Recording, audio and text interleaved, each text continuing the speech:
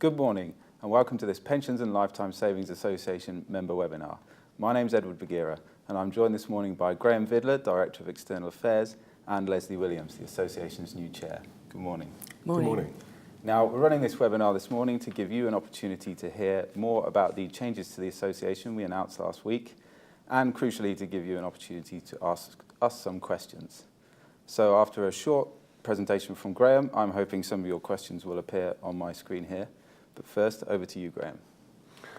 Thank you, Edward. Good morning, everyone, and thank you for taking the time to join us this morning. I know some of you will have heard Joanne Seegers, our Chief Executive, talk about the changes to your association at our conference last week. Others will have read Joanne's email that came out shortly after her presentation last Thursday. For everyone, though, I want to take a little bit of time this morning to go back to the start of the story. And it's a story that starts with change across our industry. Change in the number and type of people involved in workplace pensions provision. 1.8 million employers about to join the pensions family through automatic enrolment over the next few years. Change in the nature and scale of pension schemes. In the last year alone, 2.6 million people were automatically enrolled into master trusts, with many more to follow. Change in what savers themselves think of as their pensions, as their retirement income. Of course, people think about private pensions and state pensions, but also increasingly people look to property as a source of income in retirement, to ISAs and other forms of long-term savings, and to income from work, carrying on many years past what we might previously have thought of as retirement age. And of course, we all know about the changes over just the last 18 months in the number of ways in which you can explore just one of those forms of income in retirement, accessing your private pension. A whole new alphabet soup has grown up. And as one of the respondents in our recent Understanding Retirement research told us, I've now got the freedom and choice to get it wrong. Change too in DB schemes. Still, of course, huge players in the pensions industry, managing over $1.5 trillion of assets. But increasingly, the nature of that management of assets is changing as schemes mature and move into runoff. So change everywhere we look across the workplace pensions sector. And it's change that we feel we're in a position of strength to face off to. An influential voice in Westminster, in Whitehall, in Brussels, market-leading research, analysis and education, and the industry's biggest and best conferences and events. But we want to do better than that. Because our members and because savers are affected by so much change, with more sure to follow in the future, we want to get ahead of that change and shape that change for the benefit of everybody involved in workplace pensions. With that purpose in mind, we've been working with our board and with our members for over a year now to define a new strategy, a new approach for the association. You can see here pictures of a couple of the focus groups that we ran earlier this year, one here in London and one in the Cotswolds during our local authority conference. The message we got from all our members on our board, on our councils, in these focus groups was crystal clear. Embrace change, be bold, be brave. And that's exactly what we're trying to do. We start from a clear strategy for the next 5 years. We're setting out to be, by 2020, an organisation which speaks for the entire workplace pension sector, from the very largest DB scheme to the very smallest employer coming into the pensions family for the first time through automatic enrolment. And indeed, to speak also for the individual savers who benefit from workplace pensions.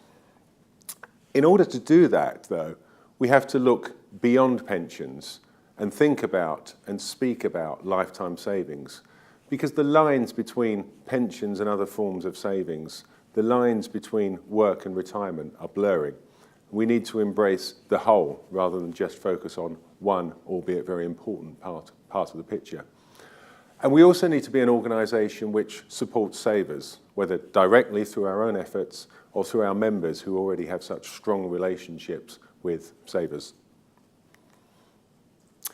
And behind that strategy is a single, straightforward purpose: to help everyone achieve a better income in retirement. We've previously talked about the association being the voice of workplace pensions. We will continue to be the voice of workplace pensions, but we will use that voice to meet this single clear purpose in future. We spent a lot of time as a board thinking about whether we should or could pursue this new strategy under our existing identity. And clearly we could. The National Association of Pension Funds was a well-established brand with a long history behind it and a great reputation.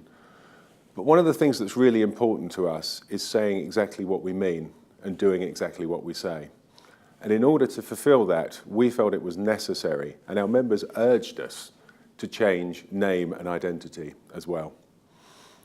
That's why last Thursday, Joanne introduced the Pensions and Lifetime Savings Association. And that's why, going forward, your association will be the Pensions and Lifetime Savings Association. That's a name which we spent a long time deliberating over with our board. Believe you me, we considered hundreds of names during the process. But this name, and a name which I have to say was given to us by our members in those focus groups that I showed you earlier, provides the right link, we believe, between our past, our present, and our future. Pensions, so important, the link to our past, the link to our current, reflects our membership and the focus of our current work. And of course, it's what people talk about when they talk about their retirement income, their lifetime savings. But pensions alone didn't really give us the scope to grow as we believe we need to. Lifetime savings is a way of allowing us to move beyond that singular focus on one product area. And our members told us that it's a much stronger, much more positive term than retirement income or retirement savings. And finally, and most importantly, association. We are an association, you're an association, and we are, and will continue to be, a membership body.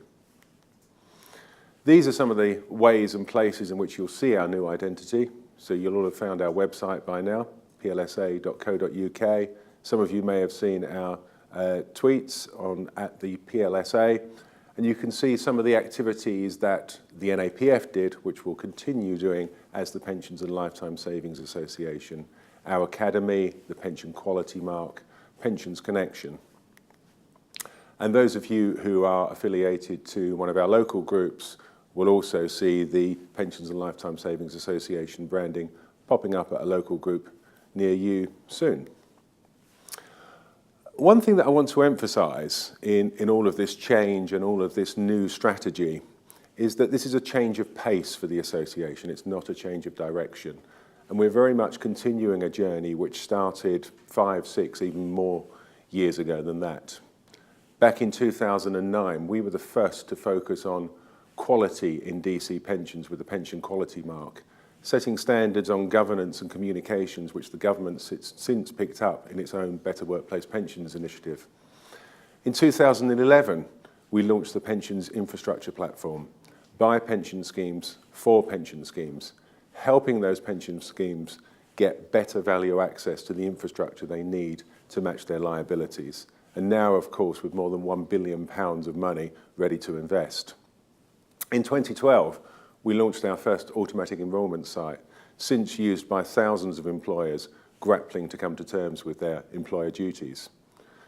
In 2013, we turned to our internal governance, making sure that that was fit for the future, introducing defined benefit and defined contribution councils for the first time, making sure that the association was paying the right amount of attention to both types of pension provision going forward.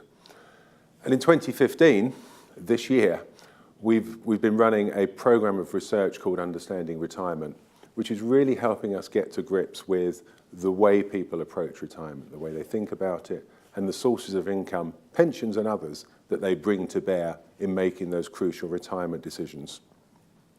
There's much more to come, and you saw the start of that at conference last Friday when Lesley, our new chair, introduced Pension Solution, our new product aimed at the smallest employers automatically enrolling over the next couple of years, giving them some really straightforward, simple to follow, step-by-step guides to automatic enrolment, giving them the means to easily compare pension schemes based on the views of employers like them, and giving them some handy communications templates that they can use with their staff.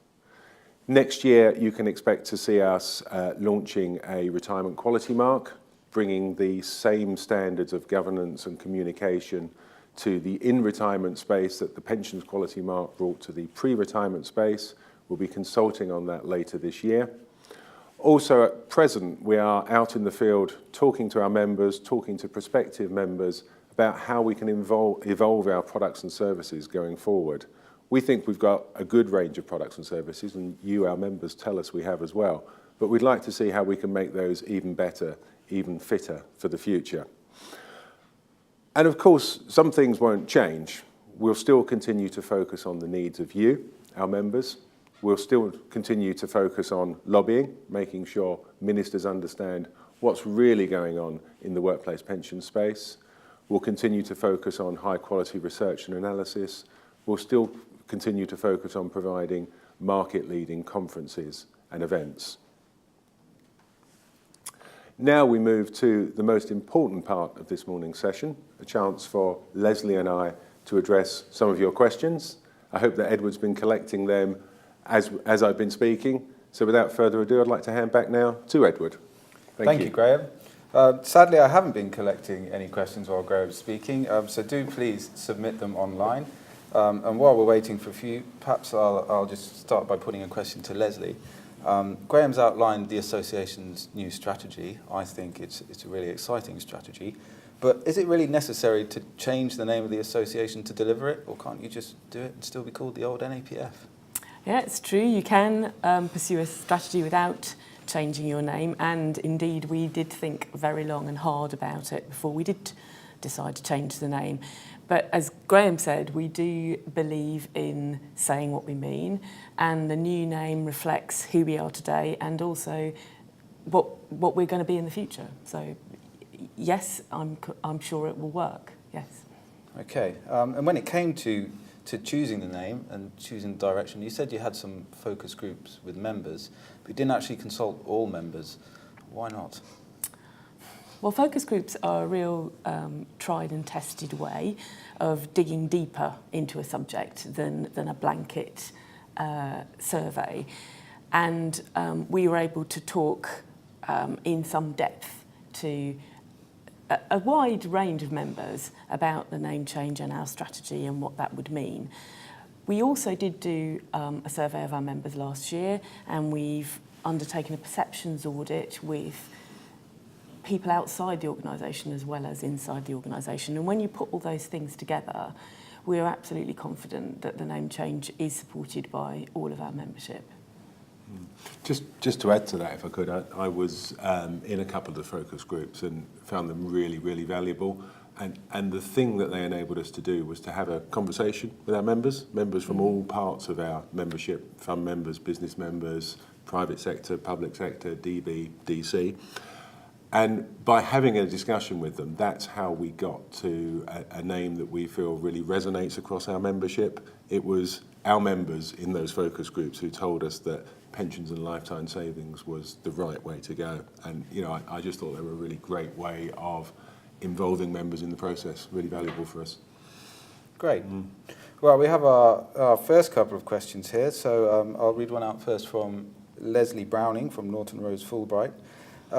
Do you have any insider knowledge about the changing shape of tax relief on pensions, and has that in any way prompted this change to encompass other forms of lifetime savings?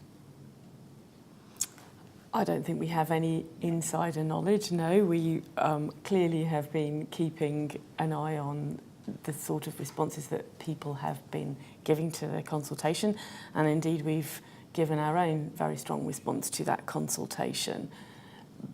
But no, these changes were in train a long time before a tax consultation was kicked off, and so they aren't in response to any particular consultation. Yeah, I mean, I think from memory, our board approved the new name in June, well before the Chancellor launched the current consultation. But the bigger picture is one of change, and as I said earlier, a blurring of lines between pensions and other forms of savings. And that's exactly the sort of change that we're facing into. Okay, thank you. I'm going to ask one of my own questions now, actually. Some commentators have suggested that this identity change is actually part of a wider identity crisis affecting trade bodies in the pensions and insurance sectors. What do you think of that? I think I disagree with them. I think that the way people are saving, so as Graham said actually earlier in his presentation, the way that people are saving for retirement is changing, has changed. And whilst pensions are still the backbone of the way that people will provide an income for themselves in retirement, they're making it clear that there are other ways that they will be providing for themselves. So they'll be using property, other savings, ISAs, and as an industry, we need to think hard about the way that all these things interact in order that we can speak for savers and their savings in retirement. Do you have anything that just to emphasise, Lesley, as you have really, that this change is all about us and the people we want to serve. So, what we've done is follow through that purpose, helping everyone get a better income in retirement, and ask ourselves the question, what do we need in order to deliver on that purpose? And it's that's driving us to broaden our scope rather than anything more general that might be going on in the world of associations. Okay, and when it comes to other associations, is the Pensions and Lifetime Savings Association now competing with others in a way it hadn't done before? Absolutely not. I mean, I believe that we all need to collaborate and communicate and work together. And it's only through doing that we will deliver the right things to savers. So no, absolutely not in competition with anyone else. We are open and collaborative and want to work with other organisations. Great. Another question from people at home, or actually people in the office now. Suzanne Wilshire from House of Fraser. Why lifetime savings rather than retirement savings? And will we get involved in non-retirement savings? How do we differentiate between things? No, that's a great question. And one of those things we had a long discussion about in our focus groups. And the sort of ideas we were chewing over were retirement savings, retirement income, long-term savings, lifetime savings. The combinations were, quite broad, as you would imagine. What our members told us in those focus groups, and we very much agree with, is that retirement perhaps isn't a positive enough word, and that people wanted to look to something that was a little bit more positive and a bit more forward-looking. That's how we alighted on lifetime rather than retirement or any other variant. To the second part of the question, does it mean we'll start involving ourselves in things that have nothing to do with retirement? I can't see that happening in the short term. We've got plenty to do in the retirement income space.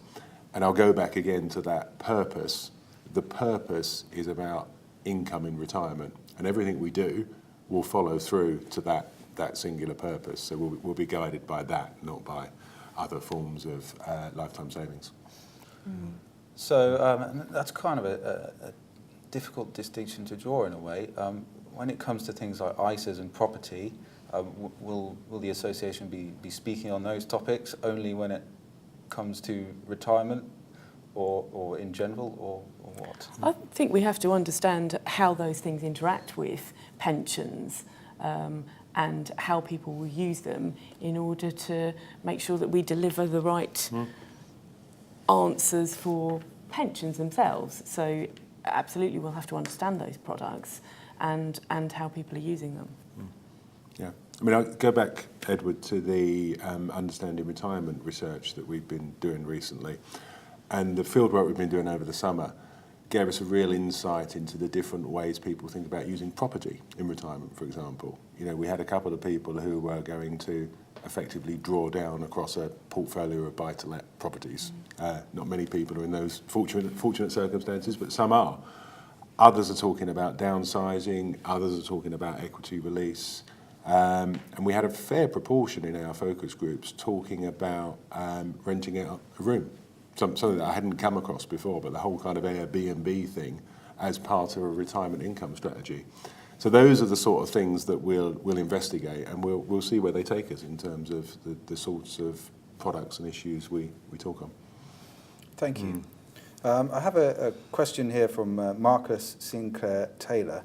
Did you consider running with both organisations' names, or with a strapline of formerly NAPF for a transitional period. I wonder if I can broaden that out slightly to say, is this kind of a clean break with the past? Are we leaving NAPF and the ideals of the NAPF and its members behind, or what's happening? Well, we won't be leaving the NAPF behind in terms of its heritage, and we've been in existence for 90 years, and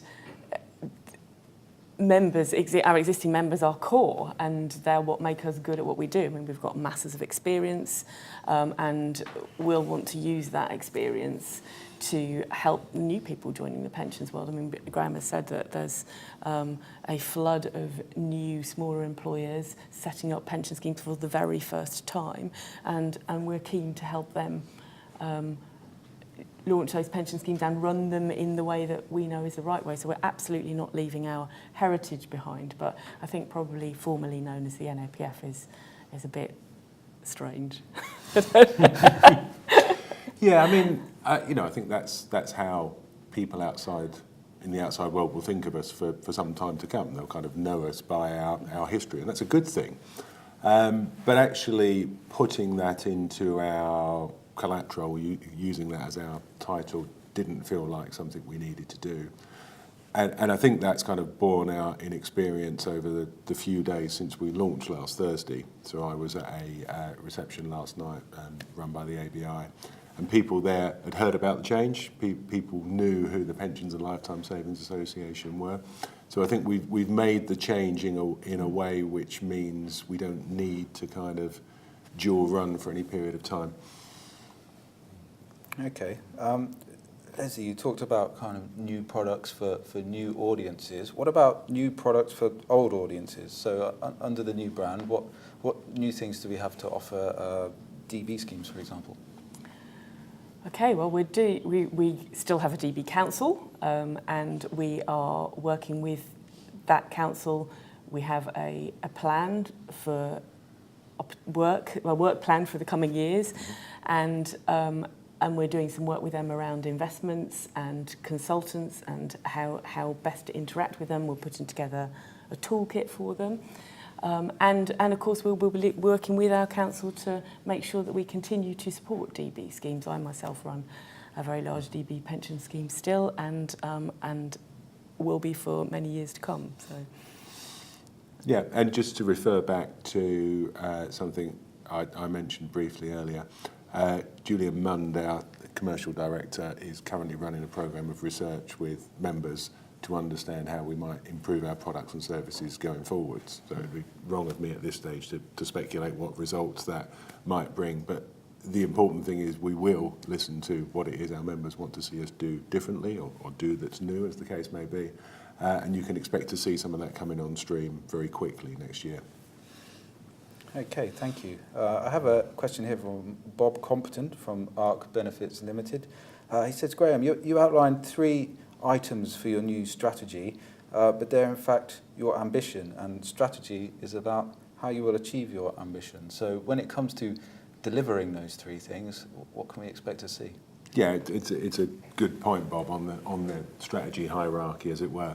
And I've touched, I think, on some of the things you can expect to see us doing in order to get towards those goals. But let me just try and bring a little bit more colour to that. So as we spread out to talk about things other than pensions, to talk about lifetime savings more generally, how might we go about doing that over the coming months and years? For me, it's about using research to identify where the issues are. So we've already started that with our Understanding Retirement process. It's then about bringing people together. One of the things the association's always done really well to talk about those issues and try to identify solutions. So you can expect to see events next year having a theme that extends beyond pensions, so that we're starting to talk about other issues with experts in those fields. And then I think as time moves on, you can see us expanding our membership into those areas so that our members change as our focus changes over time. So you're quite right to say that what I talked about was our vision, our ambition. But I hope that's helped you understand a little bit about how we might progress towards that ambition over the next 5 years. And I do have to emphasise again, it's a 5-year strategy. this isn't all about changing in the next few months. Okay. So I think we've heard a lot over the last week or so at our conference from us and from others about savers themselves, about the industry delivering for savers themselves. Is this change part of a transition to the association becoming more of a consumer body, or are we still here for pension funds and businesses? So, goodness, the change in pensions from DB, where typically an employer provided you with a pension, has been significant. We all know we're all running, most of us are running DC schemes now, where the onus is very much on the member, and they're having to take responsibility for their retirement savings themselves. And whilst we won't be becoming a consumer organisation, our members are asking us to help them with ways to communicate with savers directly, and we need to think harder about savers than we may have done in the past. Don't know whether you've anything to add to that. Yeah, I mean, I think I'd just say that in the 18 months I've been working for the association, I get up and come to work because I'm passionate about the outcomes for savers. And I know that everybody else I speak to who works here, who's represented on our councils and our boards, feels similarly. What we're doing is being much clearer about taking that purpose that I think kind of sits within all of us and putting it at the forefront of our work. Doesn't mean we're going to become a witch or anything like that. It does mean we're going to be crystal clear in our focus on improving outcomes for savers, because that's what we all believe in. Yeah, we mustn't forget that fundamentally pensions are about income for consumers so that they can provide for themselves in retirement, and that's what we're all here for. Great. I don't have very many questions remaining here, so there are a few minutes left if people in the office want to submit some more. In the meantime, Graham, I think this one's probably for you. It's a bit of a technical question. What challenges does the association foresee with the European regulatory environment, notably the Capital Markets Union, and obviously I think the EU referendum? I think perhaps people will want to hear whether we'll be taking a position on that and what it might be. Yeah, I mean, a position in Europe and our presence in Brussels is something that's been very, very important to the NAPF and will continue to be very, very important to the Pensions and Lifetime Savings Association. On the Capital Markets Union, we will continue working as we did as the NAPF to make sure the Commission fully understands the role of pension funds as long-term investors and their role in driving investment markets forward. I think the position of pension funds in the UK is, well, not quite unique across Europe, very much out on a limb in terms of the extent to which we do drive long-term investments. So we'll need to keep impressing that on the Commission, and James Walsh, our European policy lead, will continue to do that, as will Joanne through her presence on the board of Pensions Europe, I'm sure. Sorry, Edward, the second part of your question? The second part was about the EU referendum. Will we be taking a position, and what might that be? Yeah, I mean, we'll be looking at the issues. We certainly won't be taking a position here and now about whether in or out is the right thing to do, not least because we don't know the terms on which we might be in future. But what we will be doing is continuing to express the views of our members about the type of European Union, the type of European policy which might work better for pension funds in the UK, and the type of policies which we could frankly do with less of. So it's that fact-based, evidence-based approach that we'll be taking over the coming months as we run up to the campaign. Okay, thank you. I'm afraid that's all we have time for this morning, so I'd like to thank you very much for submitting your questions. I'd like to thank Graham and Lesley for their help this morning. And if you have any more questions, you can submit them to us via our website, or we hope to see you in person at a future Pensions and Lifetime Savings Association event. Thank you. Thank you.